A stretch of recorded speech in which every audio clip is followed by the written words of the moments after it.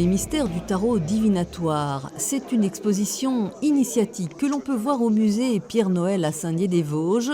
Un jeu de cartes à taille humaine. En fait, 38 toiles et un travail mené en duo par les artistes peintres, le déodacien Julien Cuny et le nancéen Hervé Malcolm Thomas, qui ont revisité le tarot de Marseille.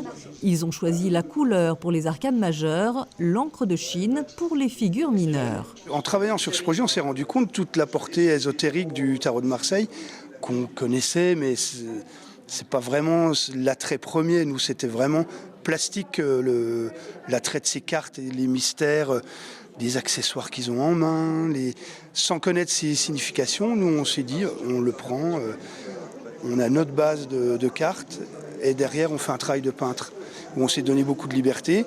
Une liberté et surtout un style sur lequel les deux plasticiens se rejoignent. Hervé Malcolm Thomas le définit avec ce nom, l'inabstrait, ce qui a donné lieu récemment à la création d'un mouvement contemporain d'expression qui compte déjà une dizaine d'artistes. J'ai trouvé ça en 2013 pour moi tout seul parce que j'arrivais pas à dire, on considérait que c'était abstrait ce que je faisais, je disais non c'est figuratif, mais c'était pas vraiment figuratif non plus, donc c'est un peu l'idée de partir en général sur une forme assez formelle, de dessiner, etc. Et après de la dépasser et de s'arrêter quand on pense qu'il y a quelque chose qui se passe. C'est-à-dire qu'on est satisfait de la chose finie. Vendredi dernier, les premiers visiteurs ont admiré ce tarot inabstrait avec ses personnages, comme le mat, que l'on appelle aussi l'excuse, le battleur, qui deviendra plus tard la figure du Joker, ou bien encore le diable ou la tempérance. Une exposition qui permet d'en apprendre plus sur la cartomancie, car le tarot n'est pas seulement un jeu. Depuis ses origines au XVe siècle en Italie, il sert à prédire l'avenir.